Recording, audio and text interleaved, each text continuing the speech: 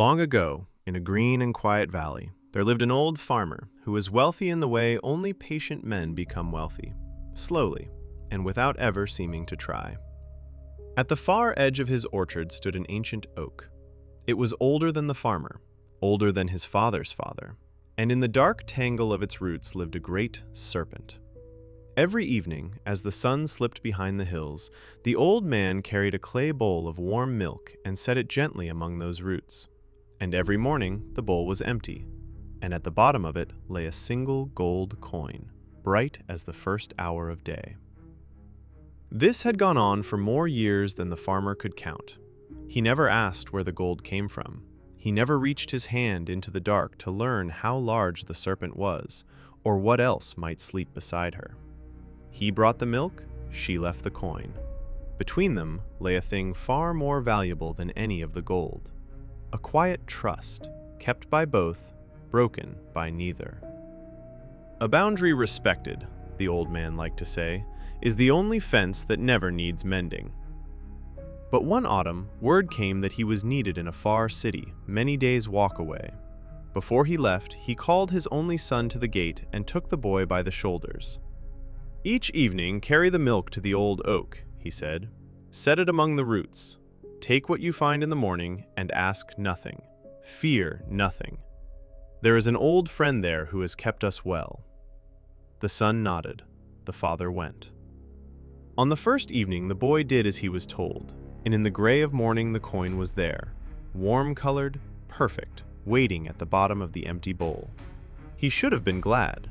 For a moment he was.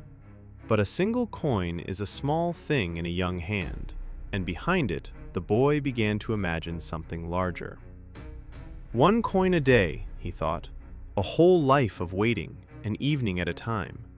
But a creature that makes gold the way a hen makes eggs, surely her whole nest is full of it. Surely, deep in those roots there is a hoard. And once a man has imagined a hoard, the milk in his hands begins to feel like a fool's errand.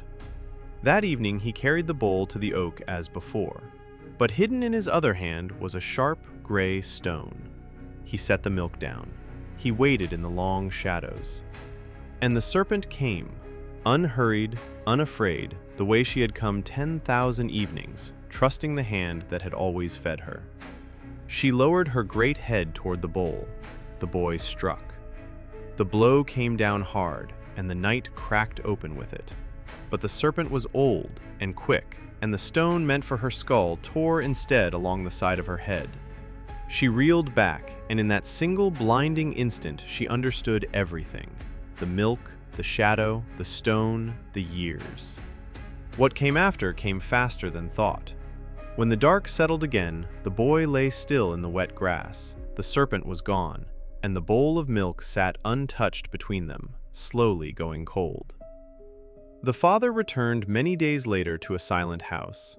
He buried his son beneath the orchard, and for a long while he was an old man emptied of everything, of his boy, of his gold, of the quiet that had once made his whole life feel whole. Months passed. The sharpest edge of grief wore down, the way even stone wears down under enough rain. And one evening, with a trembling heart and a hope he did not quite believe in, the farmer warmed a bowl of milk and carried it once more to the oak. He set it among the roots. He called softly into the dark, the way he had called for years. For a long time, nothing. Then, a dry rustle of leaves, slow and reluctant, and the serpent came. She stopped a long way from the bowl. She did not drink. And across the side of her head, pale and ridged, ran a long, ugly scar. The old man's eyes filled. "Old friend," he whispered, "come, let us begin again. The milk is still warm." But the serpent only watched him from the shadows, and when at last she spoke, her voice was soft and without anger, which was somehow worse than anger. "We cannot be friends again, old man, not because I do not wish it, but because the wishing is not enough. When you look at me, you will always see the one who took your son. And when I look at you, I will always feel this scar and the hand that raised the stone. Your grief and my pain will sit between us at every meal. The milk will go cold the same as before. She lowered her head, not to drink, but in something like farewell. Trust is not a bowl that can be filled again once it is broken. It is the bowl itself, and ours lies in pieces in the grass. Then she turned, and the dry leaves closed over her, and the old man stood alone beneath the oak with a bowl no one would ever drink from again. He did not stop coming. That is the part the story rarely tells.